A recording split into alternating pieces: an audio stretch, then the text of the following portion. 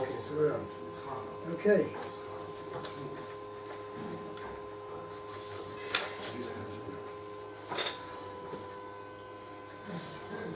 Yoni, would you like to start? Yeah. Both. Parshas Boy, Perek Yud, yes. Up to Pasuk Dalet. Ki. כי אם אין אדם לשלח. אם, לשלח, אז אני, הנני מביא מחר הרבה בגבולך. If you refuse, if you refuse to release my people, I'm going to bring tomorrow arba, which is locust, within your territory. Okay. Okay. No Rashi on that. That's possible. No Rashi. Okay. Okay. So the chisa is ein haaretz. Is ein haaretz. ולא יוכל לראות את הארץ. ואכל es יתר. הפליטה הנשארת לכם מן הברד. ואכל es כל העץ וצומח לכם מן השדה. So, and they're going to cover, the locusts are going to cover the land. Eye of the land. Eye of the land. It's going to totally cover. And you won't be able to see it. One will not be able to see the land, and they will eat the remainder of what fell.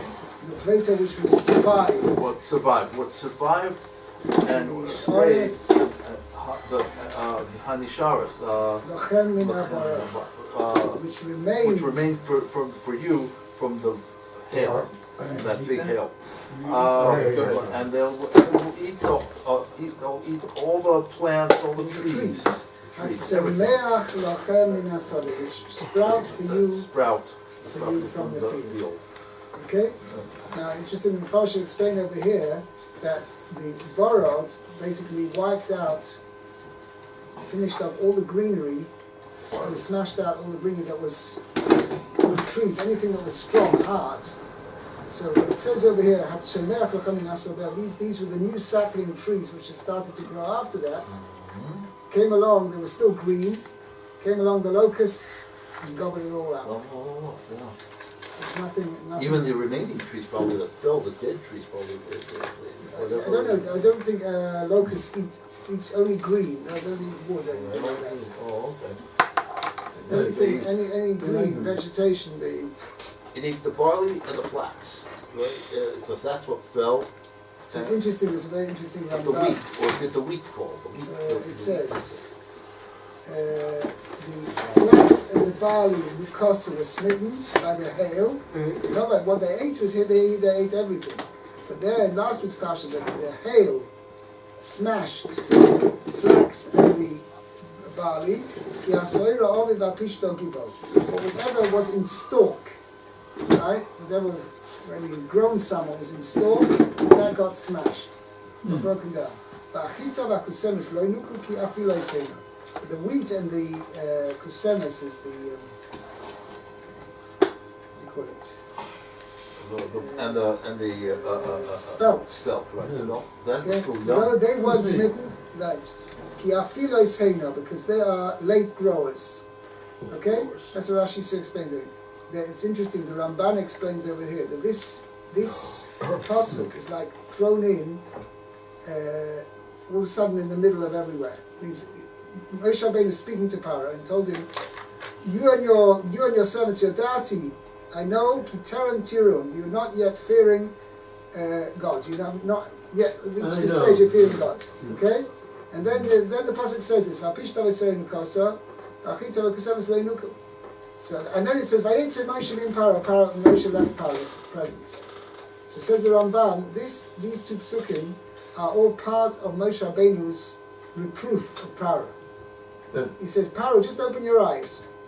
You see, anybody who stood up straight, any plants that were still like sort of upright and thought they had any strength in them, smash, they got broken down.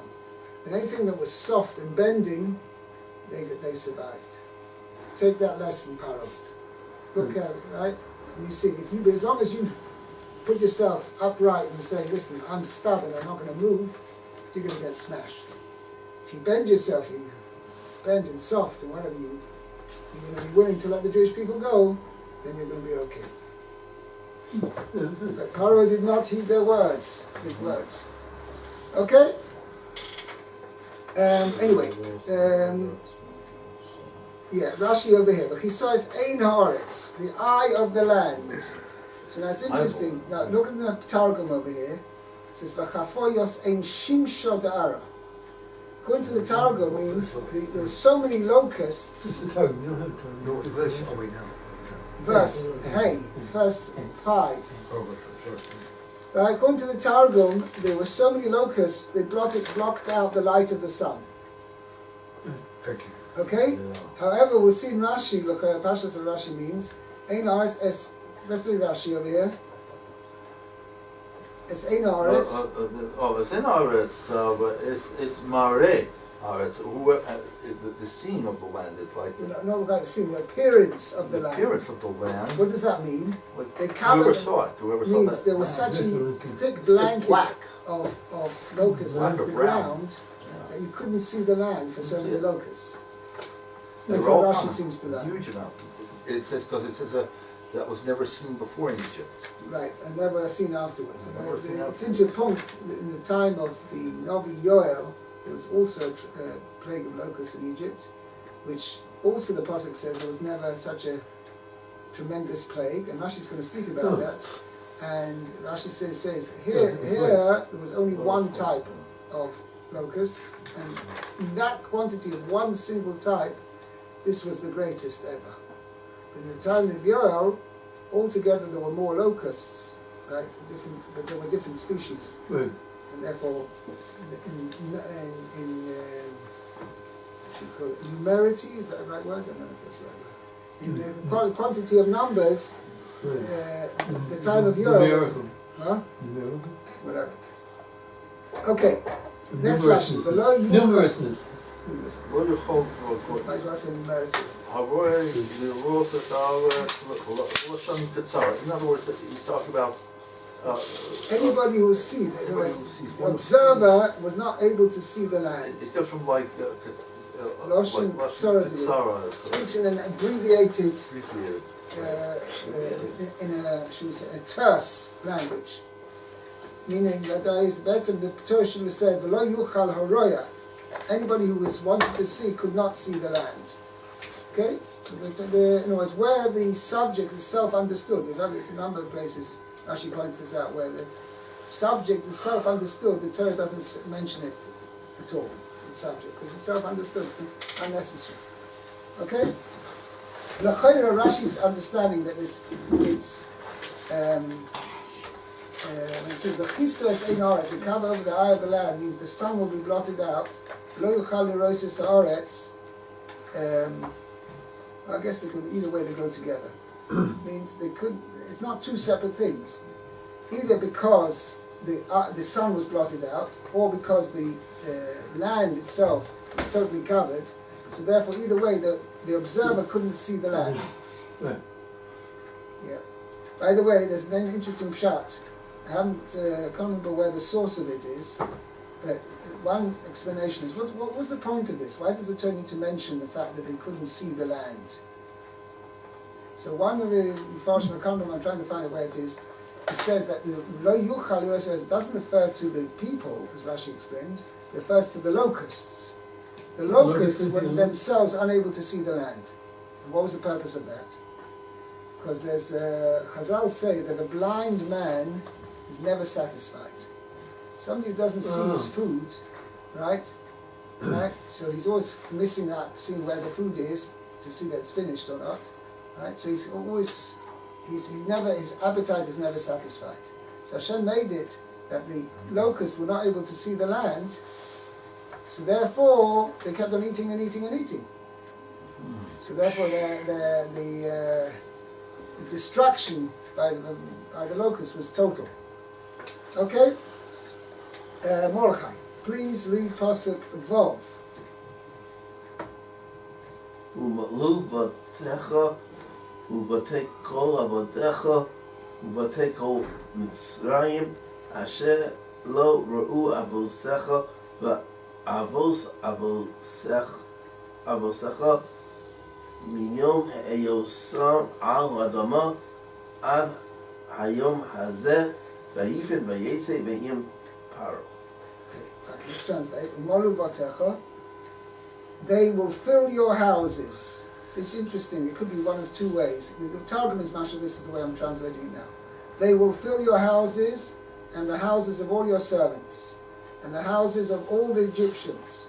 Ashalolu avisecha, which your fathers have never saw.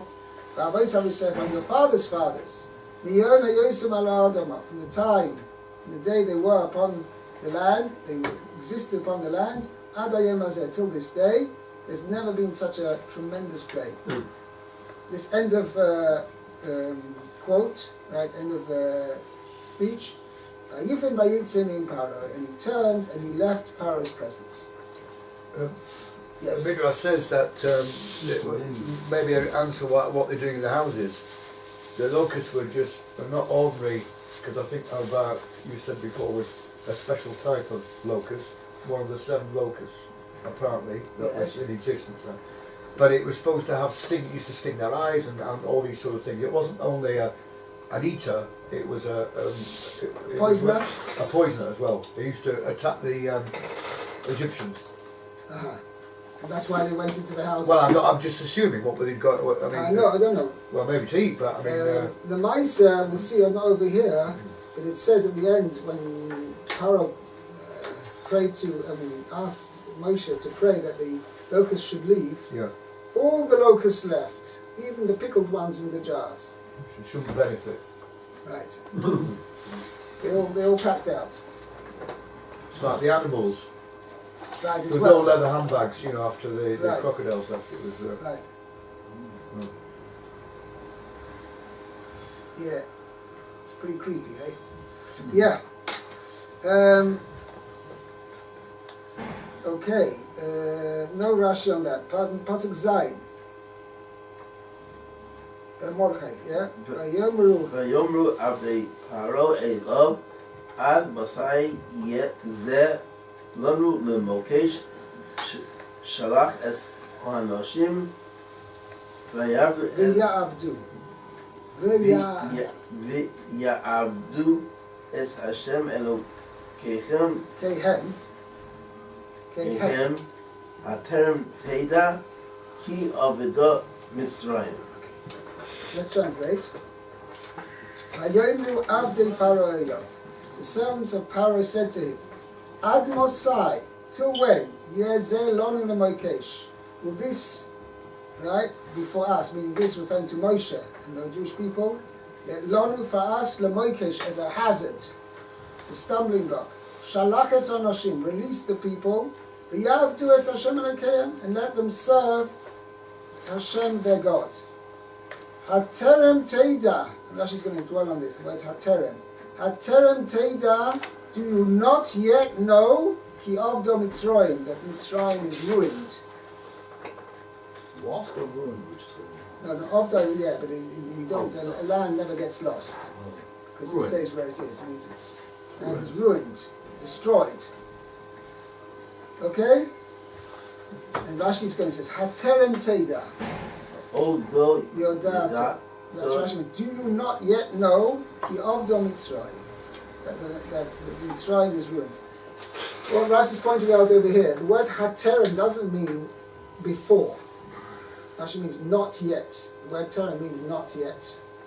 And therefore that's why Rashi points out, Ha'od lo yodat, do you not yet know? Right. Because if you use halifnei, okay, in this particular context, what do you think? But wherever you have, sometimes it says terem. It says by Rivka.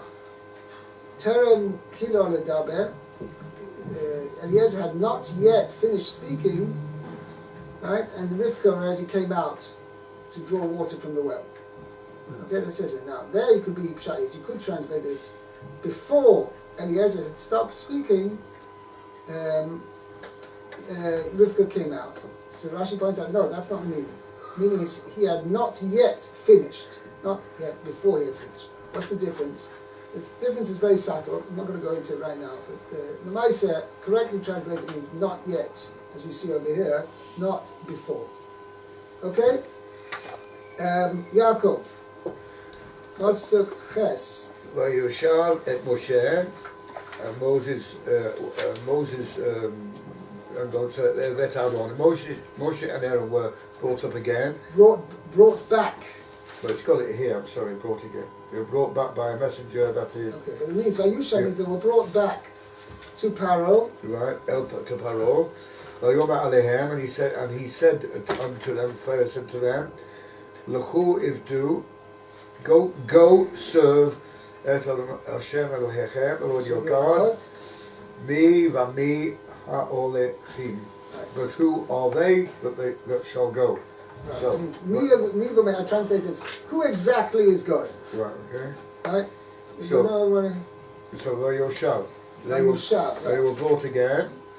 Hashu el Yudei. So it literally means they were brought back by a messenger. Moshe, right. Passive. Of al. Right. It means Moshe and Aaron. Again, here, by the way, it uses a singular form. It should say Vayushvu Moshe Aaron. Okay? So Rashi explains over here. Again, it would be Moshe was brought back with Aaron.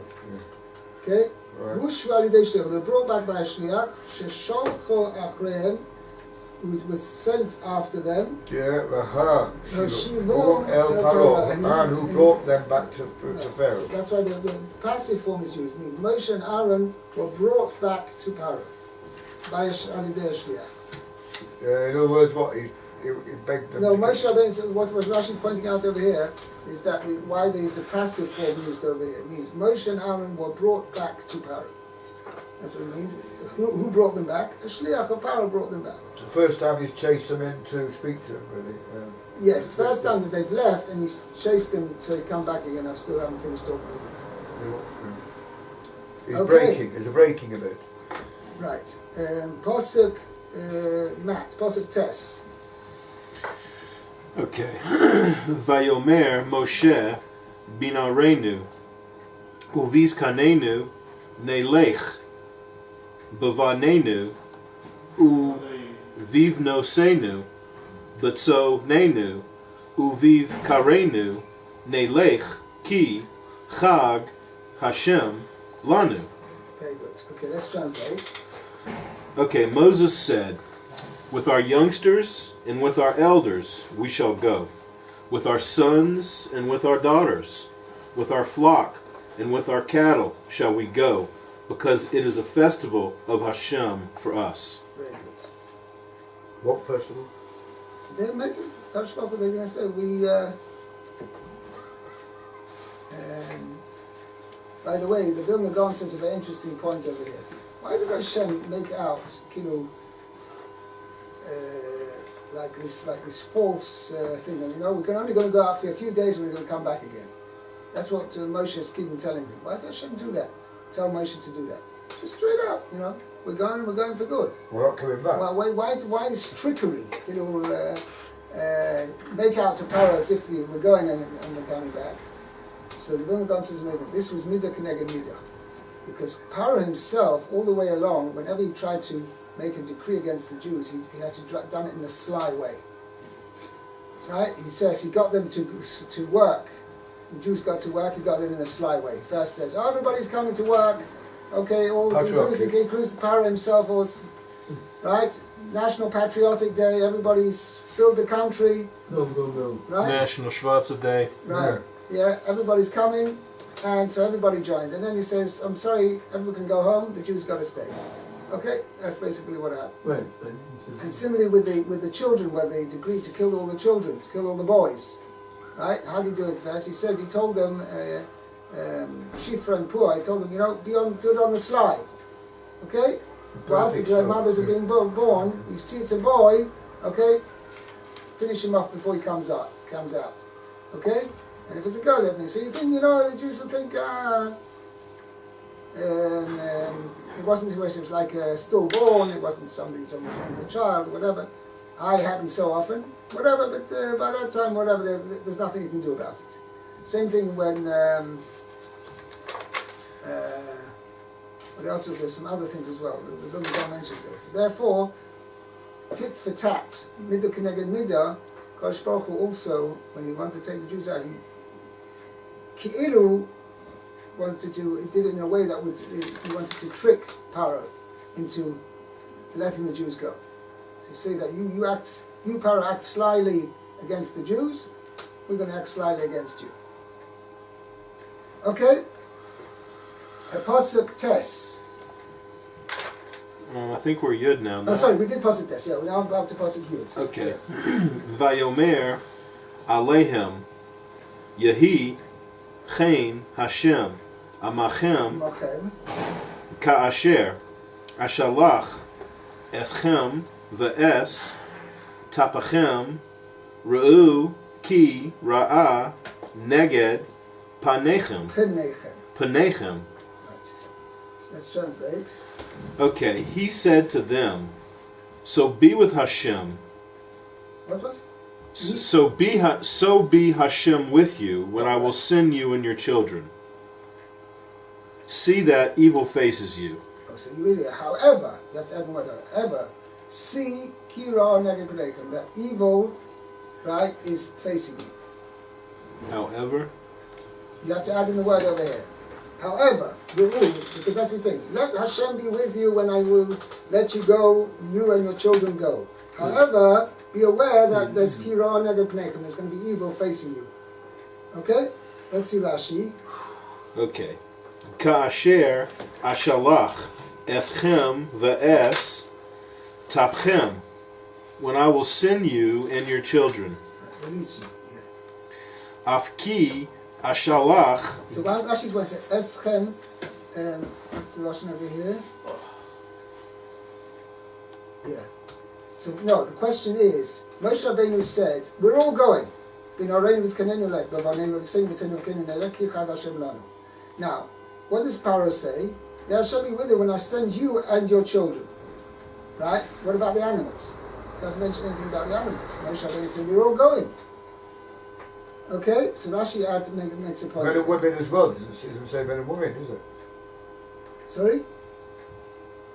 You refer to men and women, or women. With our sons and with our daughters. What do you mean, you're going to leave their wives behind? Absolutely. Not quite. Okay? Oh, I see. Yeah. So now Rashi's got to put us bothered. Why doesn't Paro mention anything about the animals? So Rashi's saying no. It's not to exclude the animals, because he's saying obviously they need the animals to have for sacrifices. But so that's why Paro is saying, I'm going to send you. Right, I would send you and your young children. Now, young children should be last on the list, because they don't need to go. They can stay at home, whatever. Let them stay behind. Okay. But on the other hand, it shows the importance.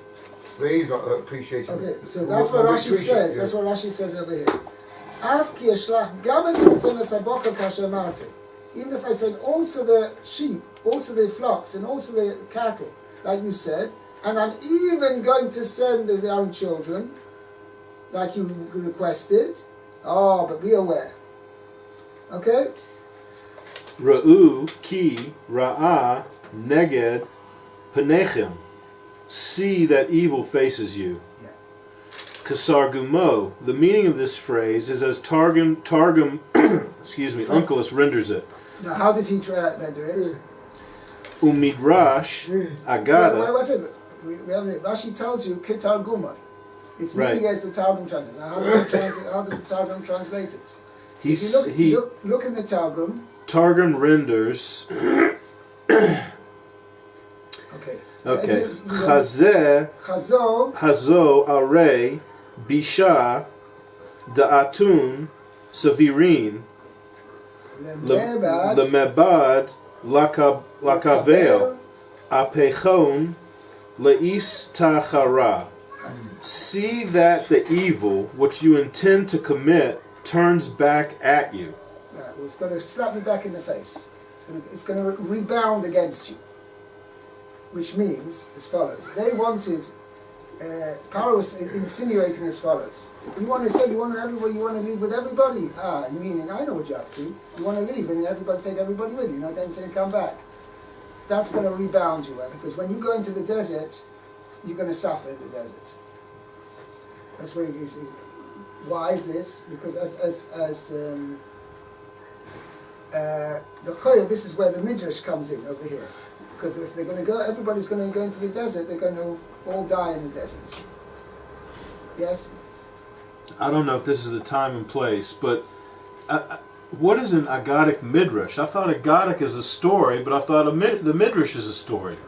The word midrash means an exposition, how you expound the pasuk. Lidrosh. So you have midrash agada and midrash halacha. Okay, there's two things. I mean, generally, it's never actually termed that way. Maisa, wherever the psukim which deal with different mitzvahs, there's what's called midrash halacha, and there it's divided into separate. Each midrash on each chumash is has a different called by a different name. Okay. Bereshis doesn't have, because Bereshis has no halacha in it, except only Sachakol, there's 3 mitzvahs in the whole of the Sefer Bereshis. Where do halachas start? Over here in this week's Parsha, HaChodesh Hazeh Lachem, which is up to in the middle of Revi. That's where, so on Sefer Shmois, the Midrash halacha is called Mechilta. Mechilta, which really means, Mechilta means compilation. Okay? Mechil, it holds different midrashim, different that's so Mechilta is called the Midrash Halacha. On Sefer Shmois it's called Mechilta. On Sefer Vayikra it's called Sifra, which means one book. Oh. And on Sefer Bamidbar and Dvarim, the Midrash Halacha is called Sifrei, which means 2 books. Most people call it Sifri in the Yeshivish language, called Sifri. But more accurately, it should be called Sifrei, which means 2 books. So you have Mechilta on Sefer Shmois, Sifra on, or otherwise known as Teras Kohanim, on Sefer Vayikra, and Sifrei on Sefer Bamidbar and Dvarim. Those are all Midrash Halacha. Midrash Agada is basically what we find in Midrash Rabbah and other places, Midrash Tanchuma. So all these are, the Agada means the exposition of the Chachamim, not to expound some halacha which is derived from the pasuk, but it's just to explain what the story behind it. And that's called Agada, Midrash Agada. Tanchuma you said was what? One of them, Midrash Rabbah, Midrash Agada, and Midrash Tanchuma. Okay, Midrash Agada. Thank you. Yeah. Well done. Okay, but I have heard an Agadic midrash which interprets this phrase. Yeah, as follows. Let's read the Hebrew. Okay. Kochav echad yesh sheshmo ra'ah. There is a star whose name is Ra'ah. Star, right, it's called Ra'ah. Amar lahem Paro. Paro said to Moshe and Aaron, Roeh ani ba'itz tag ninus shali. I see through my astrological predictions. Oso chochav oleh likraschem bamidbar. That star Ra'ah ascending to meet you in the wilderness. Vahu siman dam v'harigah. and is an omen of blood and killing. Right. Therefore, that's what he means. That the evil you try to do, well, this is the midrash over here is like an extension of Rashi's simple pshat. Means the evil you intended to do to me by running away is going to rebound against you because you're going to suffer in the desert. Now, this is midrash is adding another, shall we say, turn to this. Is that specifically the evil is facing you? It's a star. Yeah, so that's what Rashi explained. That's what Rashi according to this midrash. The Ra, right? This Ra or star is coming to meet you. Okay? Carry on there, Matt. Okay.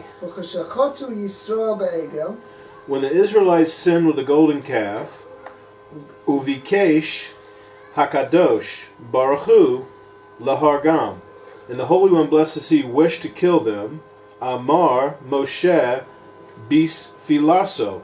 Moses said in his prayer, Lama Yomaru Mitzrayim Lemor Bara'ah Hotziam. Why should Egypt say, He took them out in evil, in Ra'ah? With Ra'ah, right? With Ra'ah. Meaning? Zu He She'amar Lahem. This is what Pharaoh said to them. Ra'u Ki Ra'ah Neged Penechem. See that the star Ra'ah is facing you. Right. And therefore, Pharaoh would simply come. Pharaoh says, Kodesh Baruch Hu took them out with this Ra'ah star, and with the intention was that he knew, Kodesh Baruch Hu knew they were going to go out into the desert and going to be faced with this Ra'ah star who's going to bring upon them destruction. He's going to bring upon them that they're all going to be killed. Miyad, Kodesh Baruch Hu heard that, because Kodesh Baruch Hu, after the sin of the golden calf, Kodesh Baruch Hu wanted to wipe out the Jewish people. So Moshe Rabbeinu said to Kodesh Baruch Hu, you can't do that, because if you do that, the Egyptians will say, look, we were right. Kodesh Baruch Hu merely took them out into the desert in order to wipe them out. Okay? Miyad, therefore it says immediately, Vayinochem Hashem al hara. Hashem reconsidered regarding the star Ra'ah. And what did he do? V'hafach Es Hadah. He transformed Hadam. He transformed the blood L'dam Mila. into the blood of circumcision. How so? Shemol Yeshua Isam. For Joshua circumcised them upon the entry to the land. Right, and that was the blood which was going to appear for them in the desert. Nice. V'zeu Shenema. This is what the verse says. In Sefer Yeshua, yeah. Hayom Galosi Galosi. Es Herpas Mitzrayim Me Alechem. Today I have rolled away the humiliation. I have removed the humiliation of Egypt from upon you. Shahayu Omerim Lachem. For they would humiliate you, and they would say to you, Dam Anu Ro'in Alechem Bamidbar. We see blood decreed upon you in the desert. Right, and therefore Kodesh Baruch Hu, when the Klal Yisrael did the Bris Milah, Yeshua had them all do Bris Milah because they couldn't have done it in the desert because it was dangerous. So then as soon as they entered the land, they were no longer in the desert. Yeshua told them, okay, now's the time to do Milah. And there was the Dam Milah. So Yeshua said to them, today I have removed the disgrace of the Egyptian, should we say, the taina which the Egyptians had. You see, Kodesh Baruch Hu took them out, and they're going to face blood, they're going to meet up with blood in the desert. Now, they've done the Bris Milah, this is the blood which they've met up with, and therefore they're not going to be destroyed, but rather they used the situation of meeting up with blood, they used that for a mitzvah by fulfilling the mitzvah of circumcision. Why first say, what you're doing, I want you to leave the children behind or leave the whatever, I'm not letting you to go with the animals. Surely you could have said, how can I trust that you'll come back? There's no mention of that. Either they trust or don't respect each other's feelings, Pharaoh respects Moshe's feelings, and I don't trust you. Not how do I know you're going to bring them back? I don't mind you going. You've got to promise to come back. They said I'm coming back. Don't trust me? Is that what he said? He's coming back. Yeah, they said we're only going to go 3 days. Oh, I beg your pardon. Right, so I'm not following it. I'm Right. sorry. Yeah, quite right. Yeah. So what would have happened then? If would Moshe bring them back then after 3 days? No. So why? So he Why said did there he you say that? So I are. mentioned before that Kosh Baruch Hu, that was one of the ways that Kosh Baruch Hu wanted to punish Pharaoh to Ah, right. act Sorry. with him slyly. Yeah, right. Yeah, that's what I meant. Yeah, sorry. Shlomo, Very time for one good. more passage. Yud Aleph. Nohen huna ha-gevarim Ha-gevarim. ha-gevarim ve'idu et Hashem ki ota atem mevakshim v'yigaresh Otam. otam me'et pnei paro. Okay. Normally we say not so or Yeah, no, sir, not so. not so. Meaning not as you asked, as Rashi's going to point out. Not so. Okay. Please go. Not please, now. Now Who go not the one? men and the servants. No. Yuchuna Advar, let the men go now. The to Ivdu. serve the God. And they shall to serve the God. Because now you No, have, not now. Ki oiso. For it, affirmative is what you are. are requesting. Right. Now Now, we're going to see what it means. Oiso, because you should see. If it's referring to the men, ki you oiso. won't run, Just run one away. second. Right. Just 1 second. Ki oiso affirmative action. He should have said at oisom, for they are the ones who you are seeking. What's oiso? Which means it, which is a singular. Rashi's going to, we're going to see. Rashi's going to dwell on that. Okay. Vayigaresh oisom meis pnei Pharaoh, and he. So run, go and serve. Vayigaresh oisom. What's them. Vayigaresh? What's Vayigaresh oisom? The garesh. What's the Run, garesh? go. Drive out. Right out. As in, it's divorce, right? Gerushin is divorce, right? Right. So, by Gorashim, he drove them out from before so Pharaoh. he, Who drove them out? Servant. Moshe, Pharaoh's heavies. Right? oh, Paro's heaven, okay. Because that's what I was going to point out. It doesn't, because it couldn't be Pharaoh himself, because it says he drove them out from before Pharaoh. Oh, okay. Oh, all right. Which Okay. is something, right? Before So anyway, so Rashi's going to dwell on before the this. presence of Pharaoh. Right. Okay, we'll have to stop here. Shlomo, you're on first tomorrow. That's a shift.